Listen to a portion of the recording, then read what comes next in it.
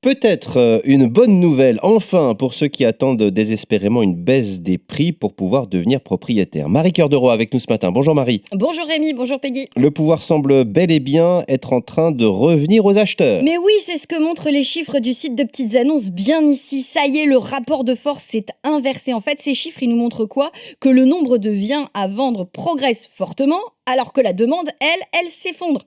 Concrètement, sur un an, le site comptabilise 12% de logements supplémentaires à la vente et en parallèle, la recherche qui baisse de 15%. Et la chute de la demande, figurez-vous, elle est encore plus vertigineuse du côté des maisons.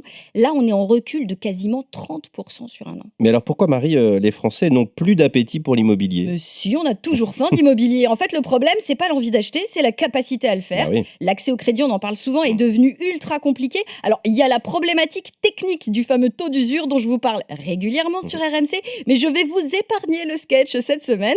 Il y a surtout sur le crédit la hausse des taux d'intérêt qui réduit fortement les montants qu'on peut emprunter aujourd'hui. Pour info, on a perdu 30 000 euros. 30 000 euros de capacité d'emprunt en moins en un an seulement.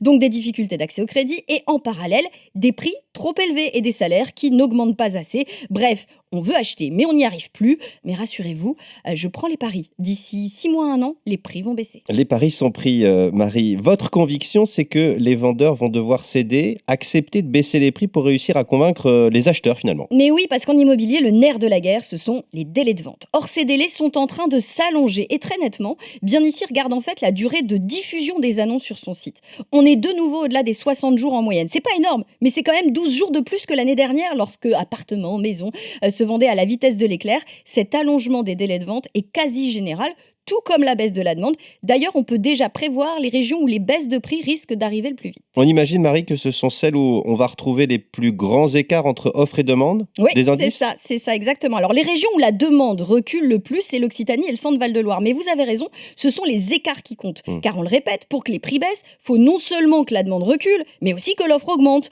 Et les deux régions qui affichent les plus grands écarts, c'est d'abord la Nouvelle-Aquitaine, baisse de la recherche de 10% sur un an, hausse de l'offre de 23%. L'autre région, et c'est la Palme, Pays de la Loire, la demande baisse de 6%. Vous allez me dire, ouais, bah, c'est moins que la Nouvelle-Aquitaine. Sauf que l'offre, elle explose de Ah oui. 37%. Alors prenons date. Bordeaux et Nantes feront partie, selon moi, des premières grandes villes où les prix vont ralentir.